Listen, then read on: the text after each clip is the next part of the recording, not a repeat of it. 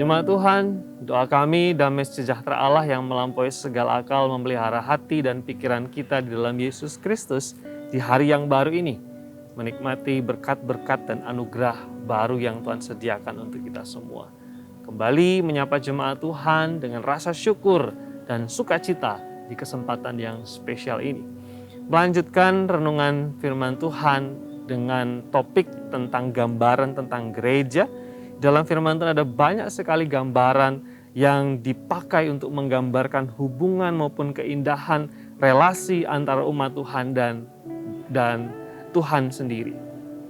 Jemaat yang terkasih, tahukah bahwa ada satu ekor serangga yang sangat menarik dan unik sekalipun banyak tidak disukai oleh banyak orang, yaitu kecoa.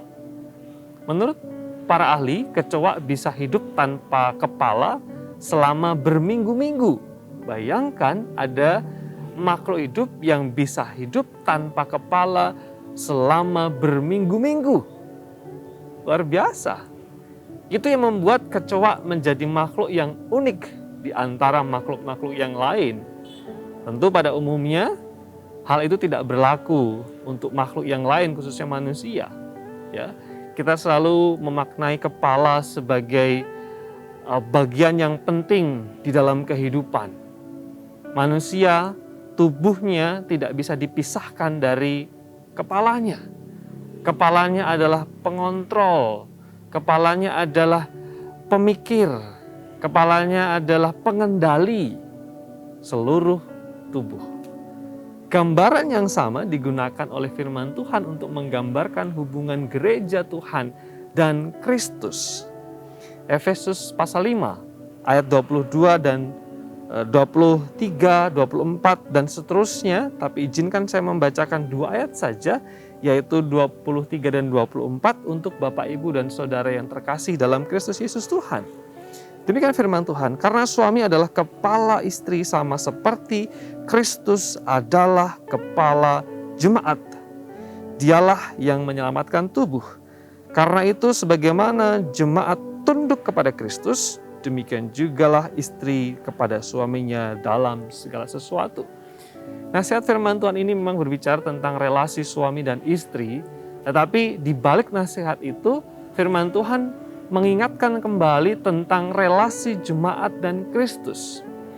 Bagaimana sekali lagi seperti pendahuluan saya digambarkan di sana bahwa jemaat adalah tubuh dan Kristus adalah kepala.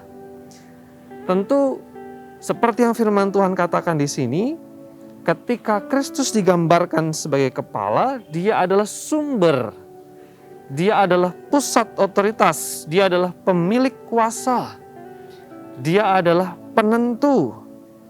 Seperti yang digambarkan juga di dalam firman Tuhan ini, implikasi ketundukan istri kepada suami merupakan cerminan ketundukan gereja terhadap Kristus.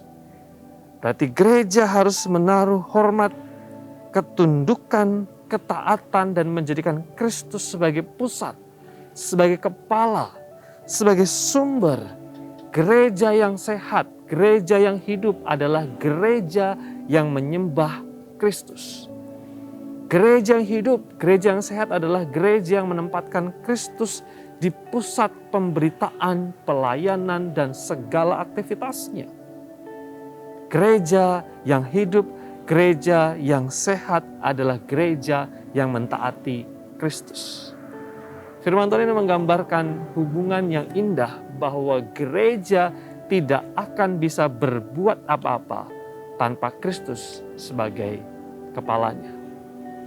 Jemaat yang terkasih, memaknai ulang tahun yang ke-38 di Gereja Kristen Nazaren Philadelphia, kiranya gereja kita menjadi gereja yang menempatkan Kristus di pusat, di tengah-tengah pelayanan dan kehidupan kita. Dalam skup yang lebih kecil, kita sebagai gereja Tuhan, demikianlah kita juga harus menempatkan Kristus di dalam pusat kehidupan kita. Karena kita tidak bisa berbuat apa-apa tanpa Kristus yang adalah kepala kita. Biarlah firman Tuhan ini menguatkan kita, mengingatkan kita, mendorong kita lagi di hari yang baru ini. Mari tundukkan kepala bersama dengan saya, kita berdoa bersama-sama. Bapa di surga, mohon berkat dan kemurahan-Mu untuk segala aktivitas kami di sepanjang hari ini. jemaat Tuhan dan semua yang mendengarkan renungan ini terpelihara sentosa di dalam kasih kemurahan Allah. Dalam nama Yesus Kristus Tuhan kami berdoa dan kami bersyukur. Amin.